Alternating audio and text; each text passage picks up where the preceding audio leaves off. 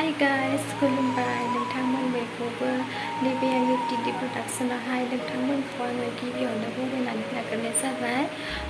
आं नोंथांमोननि गेजेराव भिडिअखौ एसेबाङै थाब लानानै फैनो हानाय नंला, मानो होनब्ला आंहा गोबां प्रब्लेमाव गोलैनानै दोङो। ओमफ्राय दिनैनि भिडिअआनो जाहैबाय आं दायो बाजार खालामनो थांनो नागिरदों आरो आं दा बङाइयाव दंफैयो। आंहा बोराया डिउटियावबो थांदों नालाय हारसिंनो थांनांगोन दा आङो बाजाराव। बिदिब्ला आंनि भिडिअखौ नायलांबाय थादो।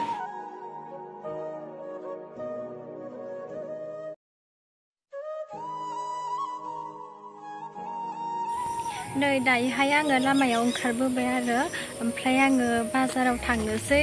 माथो खालामनो उपाय गैया, बोरायबो गैया नालाय हारसिंनो थांनांसिगोन दा।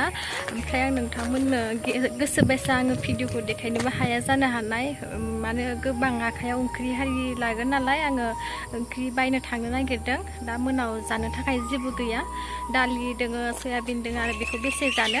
आं दा थांबाय थानोसै लोगोफोर, आङो हानायमानि देखायनो नाजागोन। बिदिब्ला नायलांदो।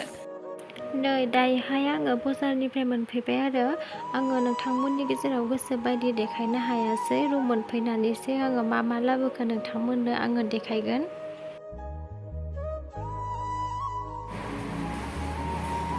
नै बेखिनिखौ लानानै फैबाय, गरमखा।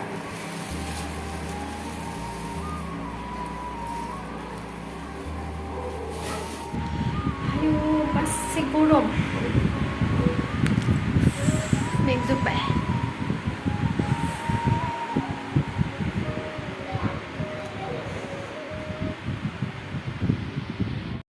नै बेखिनियानोमोन आरो आङो बाजार खालामनानै लाना फैनाया।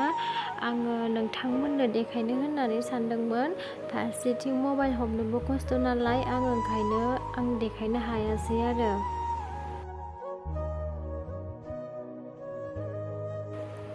नैबे लिटुफोरखौहाय आङो जानो होननानै बायनानै लाना फैदोंमोन आरो आं दा बेखौहाय जानोसै। ओमफ्राय बेलेग गामियाव बेलेग मुंबो गाबज्रियो, ओमफ्राय जोंनि गामियाव बेखौ लिटु होननानै बुङो आरो।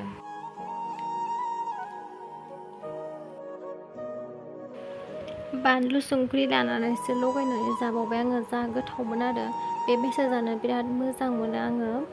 ओमफ्राय आङो दिनैनि भिडिअखौ बेखिनियावनो दोनथ'नोसै आरो आंखौ नेक्स्ट भिडिअआव लोगो मोनफिनगोन।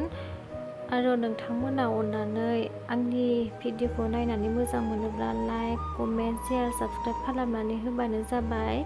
थेंक इउ स' माच। बिदिब्ला आंनि भिडिअखौ जोबजासिम नायनायनि थाखाय लाभ इउ अल।